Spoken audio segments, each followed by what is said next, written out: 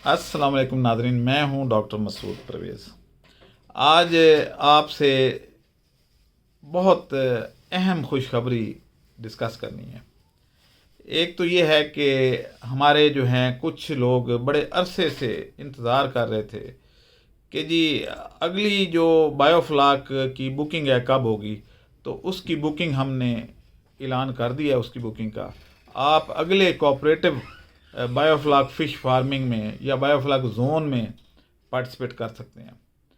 अब ये जो बायोफ्लाक जोन है इसमें कुछ हमने शराइत तब्दील की हैं। मसलन ये है कि इसमें आप सबसे पहले तो ये जहन में रखेंगे कि नफ़ा नुकसान दोनों कारोबार का हिस्सा है, अदरवाइज़ हलाल कारोबार तो हो ही नहीं सकता।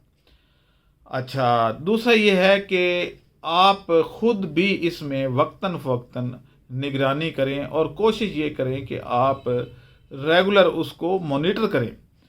वो डाटा तो मौजूद होता है, और क्योंकि लाहौर में है तो ज़्यादातर हम लाहौर के लोगों को ही यहाँ इनवाइट करेंगे कि इसमें पार्टिसिपेट करें, कि जो वीकेंड पे कम अज़ कम वहाँ जाके कर सकें।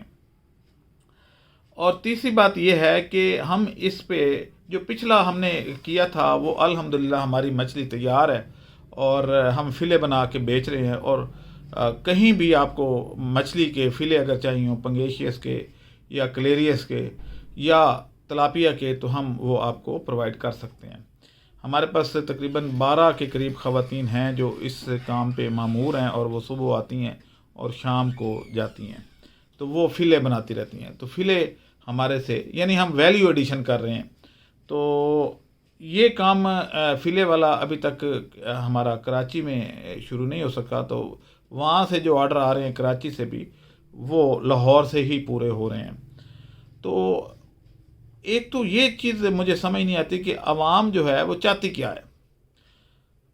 अगर आपको मछली उसी रेट पे जिस पे चिकन बिकता है उसी रेट पे मछली आपको खाने को मिल जाए, तो मेरा ये ख्याल है कि मछली ही खानी चाहिए, क्योंकि उसकी ग़ज़ाइयत बहुत बेहतर है और उसके अंदर केमिकल ज़्यादा खुराक भी नहीं है। तो मछली को ही तरजीह देनी चाहिए। तो हमारे जो अगला बायोफ्लाक जोन है वो हम लाहौर और फैसलाबाद में करेंगे, ना कि दूर दराज इलाकों में जहाँ पे कंट्रोल करना मुश्किल हो। हमने पिछले जो जोन हैं उनमें यही सीखा कि ये जितना करीब हो आपके और मेरे, उतना ही बेहतर है। तो लिहाजा अगली जो बुकिंग है वो लाहौर के लिए हम करेंगे, जहाँ पे रोज़ाना हम मॉनिटर कर सकें और उसकी देखभाल करने के बाद उसकी सेल भी आसान हो। और फ़िले क्योंकि यहाँ लाहौर में बन रहे हैं, तो इसलिए हमारे जो है वो मंडी से तल्लक ख़त्म हो जाएगा कि जो मंडी में जाते हैं तो वहाँ पे वो 15% से लेके 25% तक उसमें कमीशन डाल देते हैं, फिर ट्रांसपोर्ट के खर्चे और बड़ा कुछ करते हैं। तो वो हमारा रेट फिक्स होगा फिर कि हम मछली के, क्योंकि फ़िले आगे जो वो एक ही रेट पे फिक्स रेट पे जाते हैं, तो हम फार्मर के साथ भी एक रेट तय कर पाएंगे फिक्स। तो इस तरीके से हम ये करने वाले हैं। दूसरा जो अहम मिलान था वो ये था कि गोट जोन में हमारी जो है अल्हम्दुलिल्लाह कोई 113 बकरियों की इन्वेस्टमेंट लोग कर चुके हैं, और हमने उनको अपने अपने ही बने हुए TMR पे रखा हुआ है। यानी हम सब्ज़ चारे पे अभी नहीं कर रहे, क्योंकि इस वक्त सूरत हाल ये है कि बकरियां बीमार हो रही हैं। बीमार क्यों हो रही हैं कि आप अपनी गाड़ी को रात को गली में खड़ा कर दें और सुबह आप देखते हैं कि उसके ऊपर ब्लैक ब्लैक सा एक तह जमी होती है स्मोक की। तो पत्तों के ऊपर भी वो स्मोक तो गिर रही है, वो केमिकल सारे गिर रहे हैं। तो उसको जब बकरियां खाती हैं तो ज़ाहिर बकरियां धो के तो नहीं खाती, वो तो जो पौधा उगा होगा उसको खा जाती हैं, तो उनकी में बीमारी का एक ज़रिया बन रही है। तो हम क्योंकि ऑर्गेनिक फार्मिंग पे बिलीव करते हैं, तो हमने ये सोचा है कि अभी जब तक बारिश ना हो जाए और ये पत्ते सारे धुल ना जाएं, इनकी ग्रेजिंग को बंद कर दिया जाए और इनको ड्राइड TMR में ऑलरेडी हमने चारे को खुश करके डाला होता है, और तूड़ी को भी डाला होता है, और बाकी वनडे के अज्जा को भी डाला होता है। तो इस तरीके से उनमें सांस की बीमारियां और बाकी केमिकल ज़्यादा बीमारियां जो केमिकल से पैदा होती हैं वो पैदा नहीं होंगी, और इस तरीके से ये चलेगा। अभी तक हमारी सिर्फ एक बकरी बीमार हुई है और अल्हम्दुलिल्लाह वो भी ठीक हो गई है। अल्लाह करे ऐसा ही रहे। सर्दियां खैर अभी आगे और बढ़नी है, तो मैं कोई ये तो नहीं कह सकता कि आगे क्या होने वाला है, क्योंकि ये तो अल्लाह ही बेहतर जानता है। लेकिन उम्मीद है कि ये 2 महीने, क्योंकि दिसंबर तो आधा गुजर गया है, जनवरी और दिसंबर के ये 15 दिन ज़्यादा ख़तरनाक होते हैं। फरवरी में कुछ मौसम बेहतर होना शुरू हो जाता है। तीसरा और सबसे अहम ऐलान जो है और खुशखबरी जो है वो मैं आज आपसे शेयर करने लगा हूँ कि हम लोग जो है पहले एक दफ़ा हमने टिश्यू कल्चर पे एक ट्रेनिंग करवाई थी। तो हम इसी जुस्तजू में लगे हुए थे कि इसकी एक ऐसी लैब बन जाए जिसमें प्लांट हमारे टिश्यू कल्चर किए हुए मौजूद हों। तो मैं आपको अभी अपने प्लांट्स की कुछ तस्वीरें भी शेयर करता हूँ, और हम जनवरी के दूसरे हफ्ते में एग्जैक्ट डेट हम बाद में अनाउंस करेंगे। लेकिन आप लोग इस ट्रेनिंग के लिए क्योंकि बेताब थे और बहुत लोगों ने हमारे पास अपने नाम लिखवाए हुए थे कि भाई जब भी आप टिश्यू कल्चर पे करें तो आप हमें ज़रूर बताइएगा। तो फ़र्दन तो बताना बहुत मुश्किल है, क्योंकि इतने नामों को ढूंढना करना कराना और फिर उनको फ़ोन करना मुश्किल है। मेरा फ़ोन तो फारिग ही नहीं होता। तो आज हम इस बात का ऐलान कर रहे हैं कि अपनी बुकिंग करवा लें, नाम लिखवाएं, फ़ीस पे करें और टिश्यू कल्चर की इस ट्रेनिंग में शामिल हो जाएं। आप इसकी अहमियत, काफ़ी लोग पूछते हैं जी इसकी अहमियत तो बताएं हमें। तो अहमियत ये है कि आप हर दफ़ा हाइब्रिड सीड लेते हैं और वो हाइब्रिड सीड से आप फर्दर पौधे पैदा नहीं कर सकते, क्योंकि वो F2 बन जाते हैं। F2 में जीन सेग्रीगेट हो जाते हैं, यानी आप हाइब्रिड सीड को दोबारा उससे बीज नहीं ले सकते।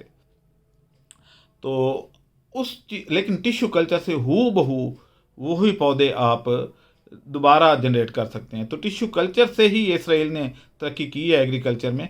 हमारे यहाँ ये टेक्नोलॉजी मौजूद ज़रूर है, लेकिन हमारे इदारे कीना परवर हैं और वो टेक्नोलॉजी के ऊपर सांप बिठा के बैठे हुए हैं कि भाई इसको हमने फार्मर तक नहीं जाना देना। हालांकि इनकी असल काम तो इनका यही था कि टेक्नोलॉजी डेवलप करके पब्लिक को दें, फार्मर को दें, ताकि मुल्क में ज़राअत तरक्की करे। लेकिन खैर ये नहीं कर रहे, तो फिर मुझे ही करना पड़ेगा। तो मैं इस काम पे मैंने इब्तिदा की है और पहली ट्रेनिंग हमने करवाई थी आज से 1 साल पहले। उसके बाद दूसरी ट्रेनिंग जो है वो हम 2024 में करवाने जा रहे हैं, और इस दफ़ा इसमें वो सारी चीज़ें हम ऐड करने लगे हैं जो कोई पिछली दफ़ा कमी रह भी गई थी तो अब उसमें नहीं होगी। और इसमें बाकायदा मीडिया कैसे तैयार करना है, कैलस कैसे बनाना है, आगे कैसे, वो सारे हम कामयाबी के मराइल तय कर चुके हैं। आप इन तस्वीरों में वो देख सकते हैं कि हमारे पौधे अब आगे यानी ग्रीन हाउस में ट्रांसफ़र हो रहे हैं। तो ये चीज़ें जो हैं कमी थी, और फार्मर जब हमारा टिश्यू कल्चर कर लेगा तो फिर क्या होगा कि हम खाद भी दे रहे हैं उनको, ऑर्गेनिक पौधे भी जब दे रहे होंगे, बीज भी हाई क्वालिटी के खुद पाकिस्तान में बना हुआ देंगे। बिजली के मसाइल भी काफ़ी हद तक हम हल करने की कोशिश कर रहे हैं, जैसे कि मैंने बताया विंड पावर और ये वो, और बैल से बिजली पैदा कैसे करते हैं। तो जब ये 3-4 किस्म की चीज़ें हो जाएंगी तो मेरा ये ख्याल है कि सबसे प्रॉफिटेबल बिजनेस जो है वो एग्रीकल्चर हो जाएगा, कि इसमें इनपुट कॉस्ट कम हो जाएगी। क्योंकि हमारे जो सरकारी इदारे हैं वो तो सोए हुए हैं, वो तो कुछ नहीं कर रहे, और हमारी गवर्नमेंट भी शायद सोई हुई है। तो अब ये है कि वो ज़िम्मेदारी हमें खुद पब्लिक को उठानी पड़ रही है। लेकिन मेरे साथ अब ऐसे ऐसे कंपनियां और दोस्त और साइंटिस्ट मिलते जा रहे हैं जिनके दिल में थोड़ी सी हुब्बुल वतनी थी, और हम इस काम पे अब एक दुबई से मेरे पास आए हुए हैं डॉक्टर साहब, जो कि हमारी लैब डेवलप करना चाह रहे हैं पाकिस्तान में। तो एक वो हमारी ऑफिस के साथ हमने जो जगह हमारे पास पड़ी थी उसमें हमने ये लैब बनाने शुरू कर दी है। कुछ हमारे जो मेरे स्टूडेंट थे वो PARC और NARC से ट्रेनिंग लेके और वहाँ पे कामयाबी से पौधों को, एवाकाडो और दूसरों को रेप्लिकेट करके तो अब मेरे पास वापस आ रहे हैं, और हम उनको एज ए टीचर लेंगे कि वो आपको सिखाएं। यानी इस दफ़ा लेक्चर सिर्फ मैं नहीं दूंगा, और एक्सपर्ट भी काफ़ी सारे होंगे जो प्रैक्टिकली पौधे तैयार करके साथ ले आएंगे। तो ये चीज़ें अब करने वाली थी। हमारी एक ट्रेनिंग शेड्यूल जो है वो कराची में हो रहा है, जो कि 16 दिसंबर से शुरू होगा, जिसमें नीम ऑयल, बैंगन ऑयल और ड्राइड वेजिटेबल्स करने के तरीके सिखाए जाएंगे। इसी तरीके से बायोफ्लाक फ़िश और श्रिम्प फार्मिंग की एक दिन की वर्कशॉप होगी, और गोट फार्मिंग पे एक दिन की वर्कशॉप होगी। तो 16, 17, 18 जो है हमारा काफ़ी बिजी गुजरेगा। मैं 15 तारीख से ऑनवर्ड इंशाल्लाह कराची में होऊंगा। आप लोगों से इंशाल्लाह मुलाकात भी होगी, और जो लोग वहाँ रजिस्ट्रेशन करवाना चाहें वो एडवांस में फ़ीस जमा करवा दें।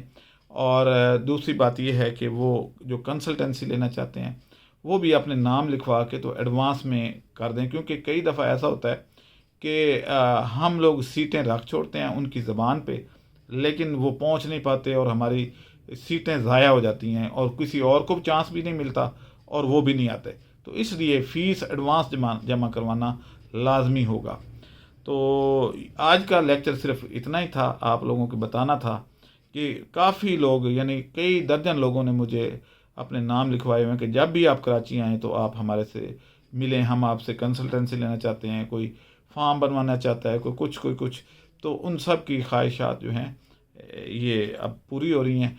तो मैं तकरीबन कोई सुबह 9 बजे की मेरी फ़्लाइट है, और ये आप लोगों के लिए मैं इतना ख़र्चा करके आता हूँ कि आने जाने की टिकट जो है इस वक्त वो 60,000 की है, और रिहाइश और ये वो करना कराना मेरा 1,00,000 1.5 लाख रुपए लग रहा है। लेकिन अवाम की फलाह व बहबूद, उसमें कुछ फ़ीस से भी पैसे रिकवर हो जाएंगे। चलें, एक साइड की तो टिकट या दो हो सकता दोनों साइडों की पूरी हो जाए।